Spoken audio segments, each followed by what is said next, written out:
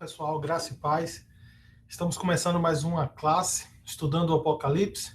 Então, para começar, eu queria fazer um resumo bem rápido, falando sobre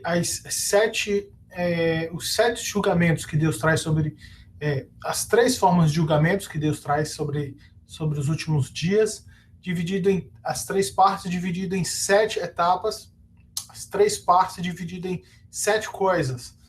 São os sete selos, as sete trombetas e as sete taças. Então, nós já falamos isso nas classes anteriores. São três formas de julgamento que Deus traz sobre a terra nos últimos dias. Os sete selos, nós falamos que é o princípio das dores.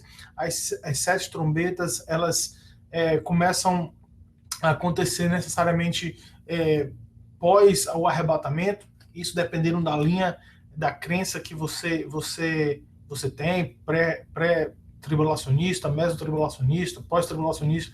Nessa classe que nós passamos aqui, nós falamos isso. Os sete selos são abertos, isso significa os princípios das dores. As sete trombetas, logo após o arrebatamento, acontece a abertura do sétimo selo. O sétimo selo saem sete anjos com sete trombetas. Então, o sétimo selo é o início da próxima etapa, que são as sete trombetas. O toque das trombetas, elas não necessariamente inicia o período de 7 anos, que nós chamamos de período de tribulação. Existe o período da pré-tribulação, o princípio das dores. Existe a tribulação, que é o período de 7 anos, e dentro desse período de 7 anos acontecem algumas trombetas e inicia o último julgamento.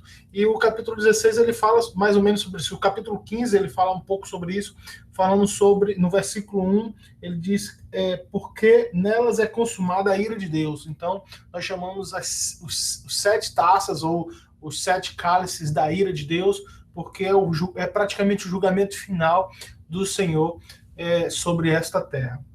Nós já sabemos também, eu não falei isso nessas classes, mas é sabido que a ira de Deus ela caiu sobre Jesus.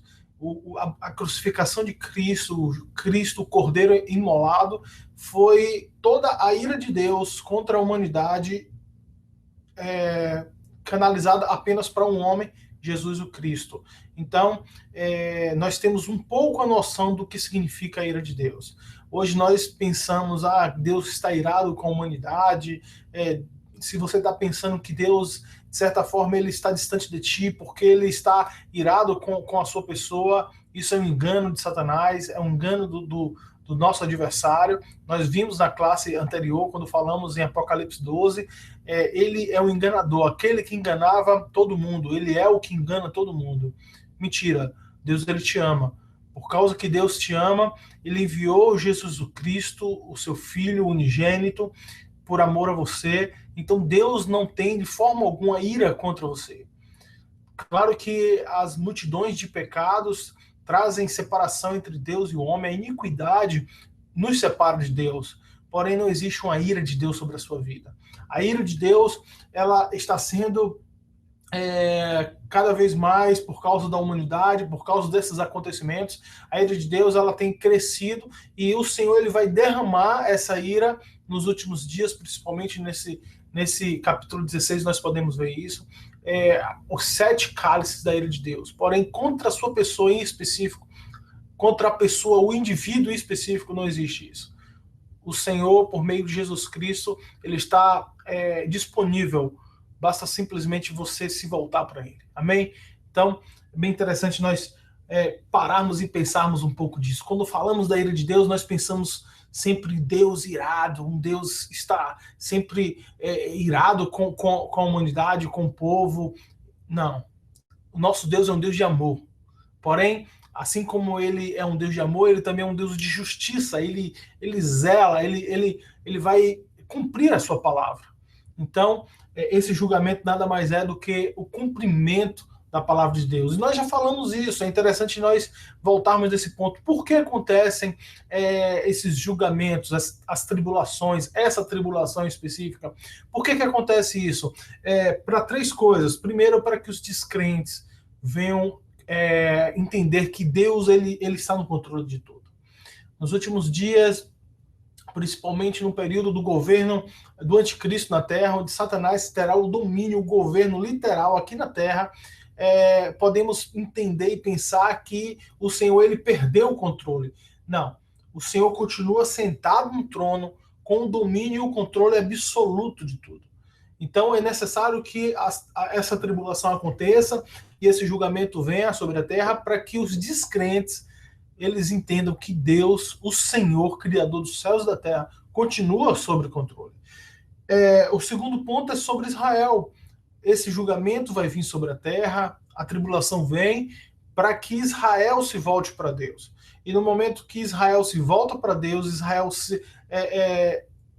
quebra a aliança com o anticristo começa a perseguir Israel, o Senhor começa a proteger.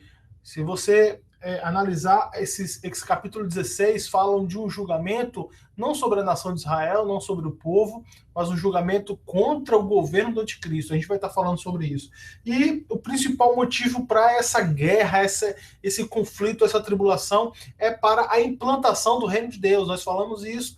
E para que esse reino do Senhor, que hoje nós vivemos de forma invisível, é um reino invisível, nós usufruímos desse reino pela fé. Pela fé, nós somos co-herdeiros de Cristo e nós temos acesso a tudo simplesmente pela fé. Porém, isso será visível de forma palpável. Para que isso aconteça, é necessário uma guerra, um conflito, para que o reino de Deus seja estabelecido. Nós iremos juntamente com Cristo, vencer esse império das trevas, e o Senhor vai estabelecer o reino de Deus aqui. Isso é o milênio. Amém? Então é basicamente isso. Para que acontece essa tribulação? Para que acontece esse julgamento? Para que isso seja estabelecido, para que os descrentes venham conhecer Deus, para que a nação de Israel venha se voltar a Israel e venha se voltar a Deus. Depois que ela se volta a Deus, há uma proteção de Deus sobre Israel, e o principal motivo é a implantação do reino de Deus. Amém? Então vamos lá falar sobre as 7 taças, os 7 cálices da ira de Deus. Então, não tem nada de anormal, como a abertura dos selos e como o toque das trombetas, ele segue essa ordem.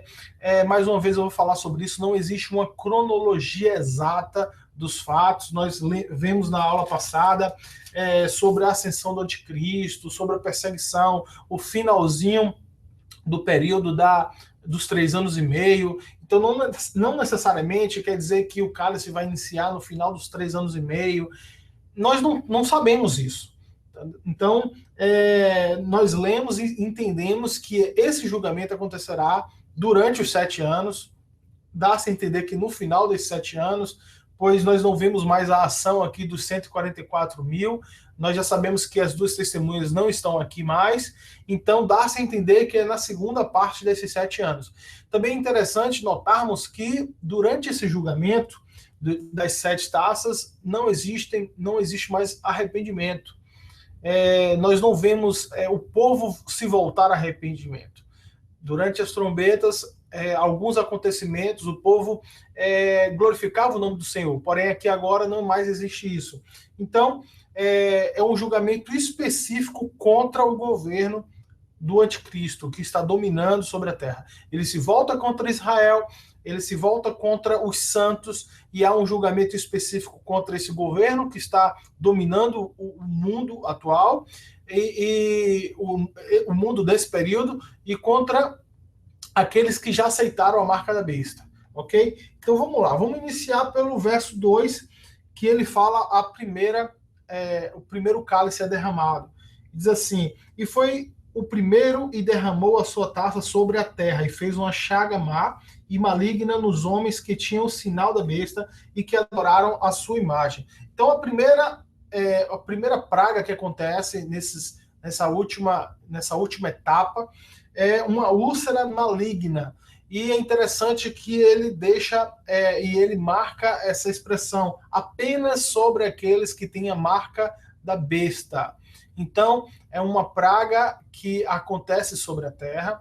não sobre todos os povos, não sobre toda a humanidade, mas de maneira específica sobre aqueles que já aceitaram a marca da besta. Nós não sabemos exatamente o que será essa marca da besta. A Bíblia fala que é um sinal colocado na mão ou na testa, mas nós não sabemos, especulamos que é um chip. Nós temos uma noção do que é, mas não sabemos de forma exata o que significa. Então, aqueles que já possuem a marca da besta, quem não tiver essa marca da besta não poderá comprar ou vender nada. Então, é uma marca que dá acesso a um mercado. É como o nosso dinheiro atual, é como o nosso cartão de crédito. Então, aqueles que possuem essa marca da besta, eles vão usufruir de um grande benefício inicialmente, porém, quando esse cálice ele derramado, o primeiro cálice ele for derramado, ele vai atingir de maneira específica aqueles que possuem a marca da besta.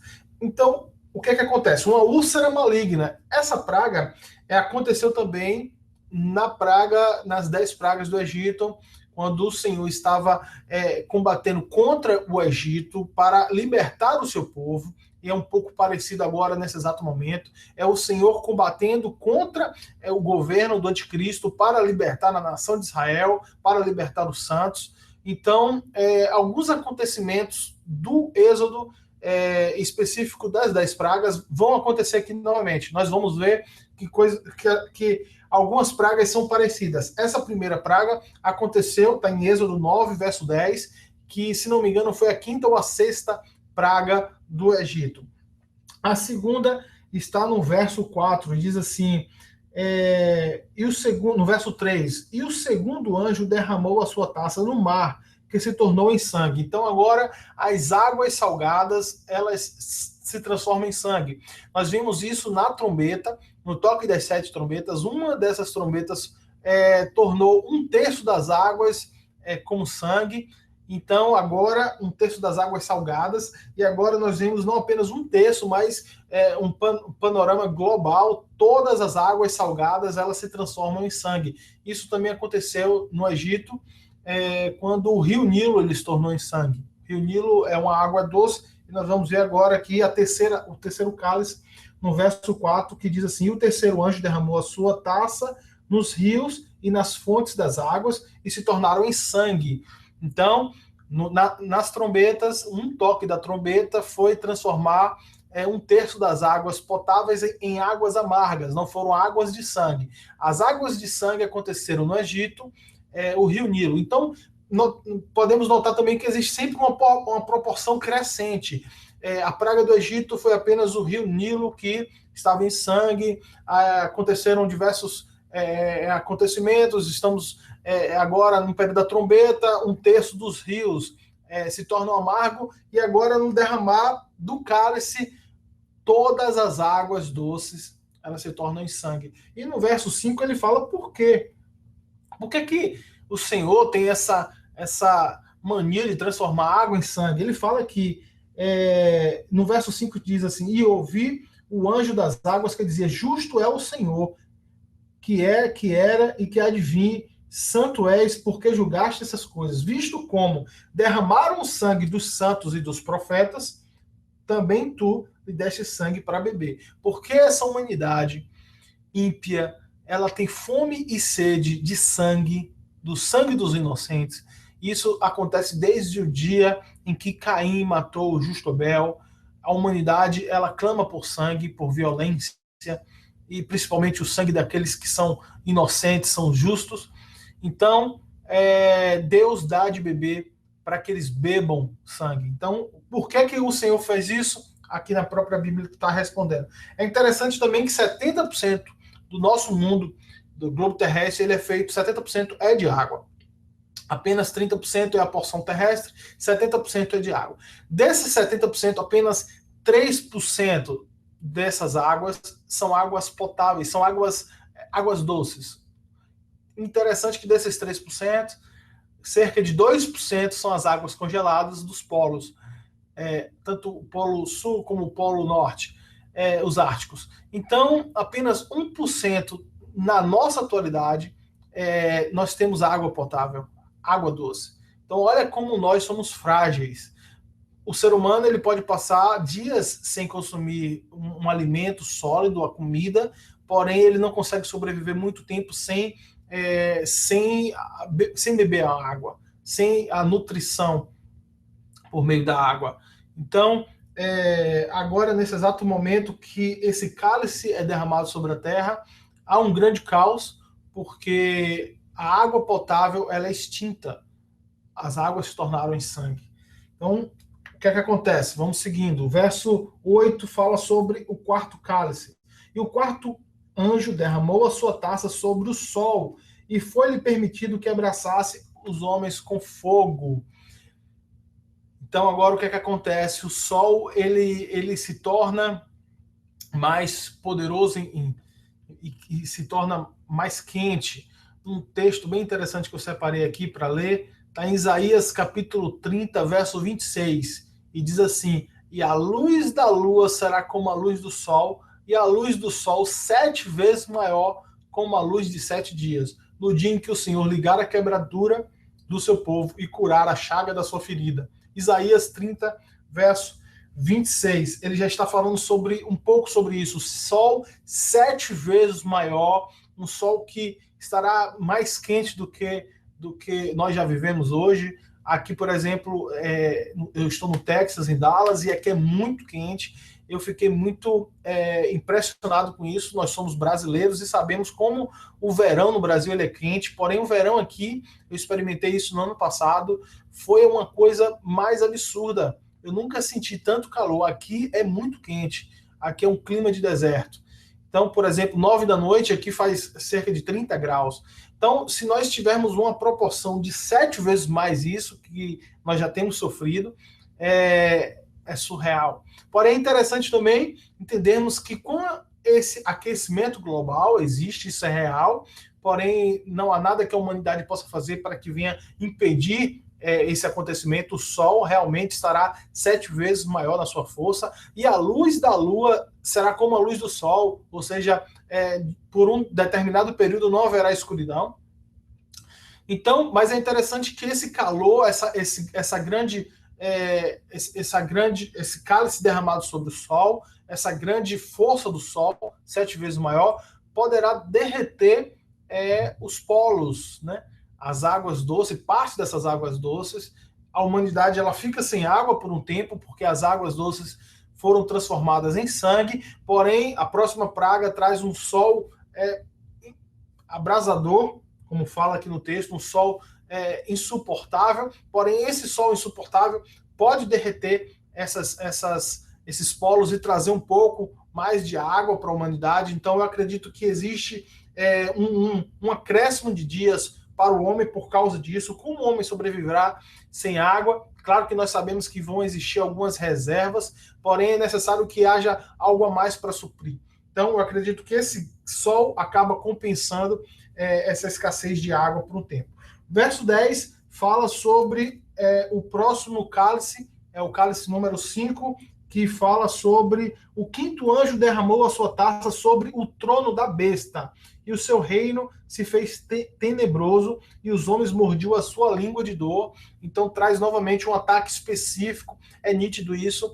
Eu acredito que assim como foi nos dias do Egito, nos dias das pragas do Egito, em Êxodo, e toda a praga vinha sobre o Egito, porém a terra de Gosém, onde o povo israelita vivia, ela estava imune a esses acontecimentos.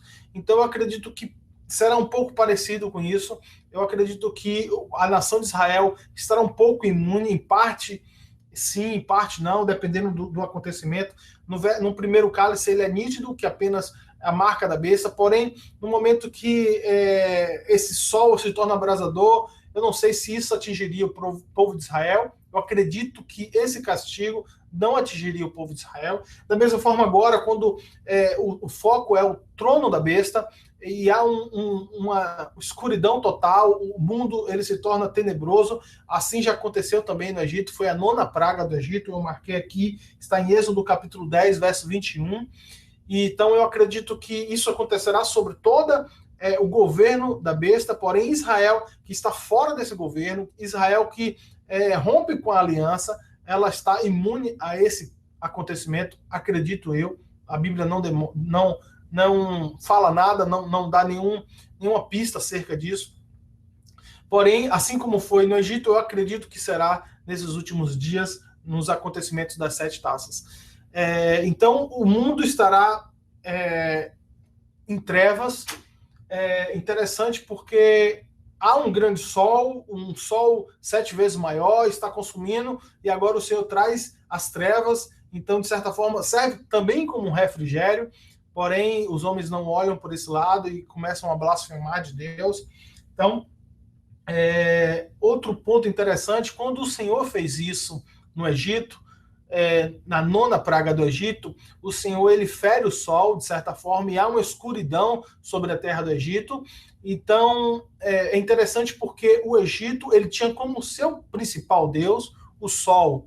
O faraó ele era tido como filho do sol. Então, o Senhor ele combate contra o deus do Egito. Agora, nessa praga, nesse cálice, no 5º cálice derramado, o Senhor traz trevas, joga o cálice sobre o trono da besta e traz trevas sobre o domínio da besta. A besta, que é o Deus dessa geração, desse período agora, ele se torna o Deus. O anticristo ele é tido como Deus, ele é adorado como Deus. Todos aqueles que aceitam a marca da besta, eles estão reverenciando e adorando o anticristo como Deus, a besta como Deus. Agora o Senhor está, como no Egito, ferindo este Deus, mostrando que ele é Deus absoluto, ele é o Senhor dos senhores, ele é o Criador de todos os povos, ele tem o controle, o domínio absoluto sobre as suas mãos. Então é interessante olharmos que este cálice, ele traz trevas sobre a humanidade, sobre o povo, e em específico ele está combatendo contra o Deus que eles estão adorando. Se Deus está, o Deus dos céus, está se revelando como o Deus poderoso, o Deus todo-poderoso, o grande El Shaddai, assim como foi no Egito, assim tem sido agora nesse 5º cálice.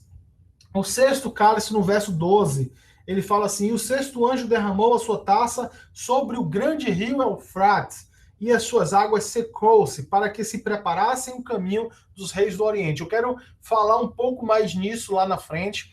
Nesse cálice agora, o rio Eufrates ele se torna seco. O rio Eufrates, que ele está desde o início da Bíblia, em Gênesis, ele fazia parte de um dos 4 rios do Jardim do Éden, ele irrigava o Éden. O Jardim do Éden fala sobre 4 rios, os rios Tigres, Eufrates e outros 2, que nós não conhecemos na atualidade, talvez esteja escondido por Deus, porém o rio Tigres e o rio Eufrates é conhecido por nós. Agora o rio Eufrates ele se torna seco com um objetivo, ele não se torna seco simplesmente por nada. Por que ele se tornou seco? Para que preparasse o caminho dos reis do Oriente. Eu vou falar sobre isso logo daqui a pouquinho, no final dessa classe, porque a gente vai estar falando sobre a grande batalha do Armagedon. Esses reis do Oriente virão para combater Jerusalém, Israel. Então, como esse rio se seca? Provavelmente um processo, as águas se tornaram em sangue, esse sangue foi pedrificado e provavelmente esses acontecimentos tornaram o rio seco. Independente da forma que foi, é interessante nós sabermos que o rio será seco. Não importa como será, o importante é que será. É assim que nós vemos. Então, e o 7º cálice está no verso 17, que diz assim: o 7º anjo derramou a sua taça no ar, e saiu uma grande voz no templo do céu e do trono, dizendo: está feito. Essa expressão está feito, algumas traduções, elas principalmente em inglês, elas usam a mesma expressão que Cristo usou na cruz: está consumado. It's finished, em inglês. Então, algumas expressões, algumas Bíblias em inglês, eles usam essa mesma expressão aqui: está feito, está consumado, é o fim. Então, nesse cálice que é lançado no ar, acontece um terremoto e acontece chuvas de meteoro, né, saraivas de fogo. A Bíblia fala aqui cerca de 1 talento. Nós não sabemos hoje exatamente o que significa esse 1 talento. Alguns estimam a média de 60 quilos. Pedras, cerca de 60 quilos, cairá sobre os homens. Então, esse é o grande julgamento de Deus, os cálices da ira de Deus. Então, esses sete cálices. Nesse último cálice, ele fala sobre a grande cidade, no verso 19, ele fala, e a grande cidade, nós entendemos que essa grande cidade seria Jerusalém, dividiu-se em 3 partes. Por causa desse terremoto, Jerusalém ela é partida em 3 partes, e as cidades das nações, agora ele está no plural, então está falando das cidades das nações, caíram, e a grande Babilônia se lembrou Deus. E no verso 20 é interessante, ele fala, e toda a ilha fugiu, e os montes não se acharam. Então, um terremoto em grande escala. Aqui ele fala que um terremoto como nunca houve até os dias atuais. Então, nunca aconteceu um terremoto nessa grande escala, onde os montes eles não mais existirão, e as ilhas elas sumirão. Então, eles serão inundados. Grandes catástrofes irão acontecer agora nesse 7º cálice. Quero frisar sobre esse verso onde fala sobre o rio Eufrates, o 6º cálice, no verso 12. Para se preparar o caminho dos reis do Oriente. Eu quero mostrar para você aqui um mapa do rio Eufrates. Então, aqui, nós podemos ver essa marca amarela, ele mostra o caminho do rio Eufrates. Ele começa na Turquia e ele vai até o Iraque. E a Bíblia fala aqui o motivo para que esse rio se tornasse seco, para que se preparasse o caminho para os reis do Oriente. Quem são os reis do Oriente? Os maiores inimigos de Israel. Quem está no Oriente? Eu vou te mostrar aqui o mapa novamente, e nós não temos todos, mas nós podemos ver. Iraque é um grande inimigo de Israel, porém a capital de Iraque está depois do rio. Quando esse rio, essa marca amarela, estiver seca, isso dará espaço, né, dará condições dos reis do Oriente. Quem está aqui no Oriente? Eu não tenho aqui no mapa, mas você pode pegar um mapa maior e ver. Nós temos aqui o Irã, nós temos o Afeganistão e a China, a grande nação da China. Então, esse rio ele estará seco, e um grande impedimento para que esses inimigos de Israel façam guerra na atualidade hoje contra Israel é por causa do rio Eufrates. Eles não conseguem enviar as suas tropas. Nós sabemos que as guerras elas acontecem atualmente por aviões, bombardeiros.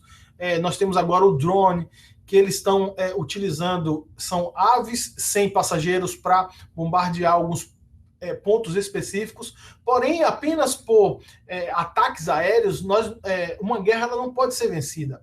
A guerra ela realmente é vencida por um ataque terrestre. Eles precisam enviar as suas tropas, eles precisam enviar os seus tanques, as suas grandes comitivas de guerra, os seus grandes exércitos, e invadir a terra, invadir o território, combater literalmente, não apenas enfraquecer com ataques aéreos. Então, quando esse rio Eufrates ele for seco, todos esses reis do Oriente, Iraque, principalmente Irã, Índia e China, esses 3 países, eles fazem parte de uma grande população na atualidade. China, cerca de 2 bilhões, Índia, 1, e Irã, 1 bilhão, acredito que a Índia tem meio bilhão. Então, somente esses 3 países, China, Índia e Irã, possuem 50% da população atual. Nessa atualidade, 7 bilhões, eles têm quase 3,5 bilhões. Então, esses grandes exércitos, eles invadirão, eles chegarão próximo a Jerusalém, próximo a Israel, através desse rio Eufrates. Eles caminharão por esse território. O caminho foi preparado. O versículo fala exatamente isso, para que se preparasse o caminho para os reis do Oriente. Eles virão com suas comitivas de guerra e estabelecerão o seu exército especificadamente num local, num território chamado Meguido. Não tenho aqui, eu não tenho como te mostrar aqui nesse mapa, eu estou olhando ele, era para ter separado, mas você pode pesquisar agora no Google e ver exatamente onde fica, Meguido, Armagedon. Nós chamamos, e é bem famoso isso, a Batalha do Armagedon. Essa expressão Armagedon, ela só aparece uma vez na Bíblia, que é aqui nesse texto de Apocalipse. Então, todos esses reis virão do Oriente, estabelecerão o seu exército em Armagedon, em Meguido, fica próximo a Nazaré. Ele é uma cidade, é um vale, é um campo. Eu coloquei aqui as especificações desse campo. Ele tem 23 quilômetros de largura por 40 quilômetros de comprimento, um local imenso, espaçoso. É uma grande cidade na atualidade. Então, é uma cidade de domínio islâmico. Interessante isso. Então, eles virão do Oriente, estabelecerão todos os seus exércitos ali, nesse vale, o Vale de Jezreel. A Bíblia fala também sobre essa expressão, onde é Meguido, então Armagedon. Essa será a batalha do Armagedon, que necessariamente não acontecerá uma batalha. Nós vamos ver isso no capítulo 19. Todos eles estarão prontos para batalhar, porém não acontecerá uma batalha, não acontecerá uma guerra. O Senhor, ele volta juntamente com a igreja arrebatada e extermina todos os exércitos inimigos. Porém, haverá uma grande concentração. Eles estarão marchando contra Jerusalém.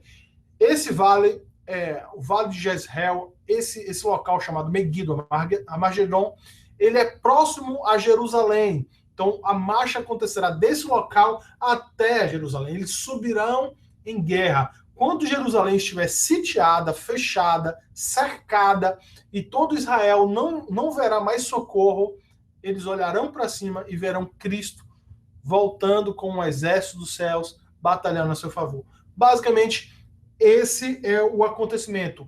Os 7 cálices, eles são derramados sobre a terra. Os 7 cálices da ira de Deus é derramado sobre a terra, principalmente sobre o governo da besta, sobre o governo do anticristo, para trazer simplesmente o reino de Deus, para implantar, para fazer a guerra final. Ok? Se você quiser entender mais sobre isso, você pode estar lendo Ezequiel 38 e 39. Alguns dizem que Ezequiel 38 e 39 fala sobre a batalha do Armagedon. Eu não acredito que ele fala exatamente sobre a batalha do Armagedon, por causa que não haverá uma batalha. Eles cercarão Jerusalém e o Senhor, ele fará guerra contra esses povos e exterminará todo. Com a espada que sai da sua boca, ele exterminará todos. A gente vai estar falando sobre isso no capítulo 19, eu acredito que 2 classes lá para frente. Mas no capítulo 38 e 39, ele dá um entender sobre uma batalha que está se formando, eles vão se levantar contra Jerusalém. Eu acredito que Ezequiel 38 e 39, ele diz respeito ao início do governo do anticristo, quando todos fizeram a guerra, e dessa guerra o anticristo ele será levantado. Porém, tem mais indício de que capítulo 38 e 39 de Ezequiel fala sobre a batalha pós-milênio. Quando Satanás será solto, ele vai persuadir todas as nações para combater contra o governo que é estabelecido aqui na terra, o governo de Jesus Cristo, estabelecido em Sião, em Jerusalém. Então, eu acredito que 38 e 39 de Ezequiel fala sobre essa última batalha, quando todos subirão contra Jerusalém e haverá literalmente uma batalha. Mas eu não quero entrar muito sobre esse detalhe. Quando eu for falar sobre o milênio, eu vou citar alguns trechos de Ezequiel 38 e 39 para comprovar mais essa minha teoria, essa minha ideia. Amém? Então, estou encerrando essa classe aqui por agora, uma classe bem sucinta. Espero que seja uma bênção para você. Como você tem percebido, o livro do Apocalipse ele não é nada complexo ou difícil. É interessante nós lermos cuidadosamente, lermos texto por texto, versículo por versículo, e termos uma noção geral do que está falando. Meu objetivo aqui é trazer essa noção geral para você, e através disso eu acredito que você estará olhando para o livro de Apocalipse de forma diferente. Amém? Deus abençoe a sua vida. Mais uma vez eu quero dizer que você é amado de Deus, a ira do Senhor não cairá sobre ti.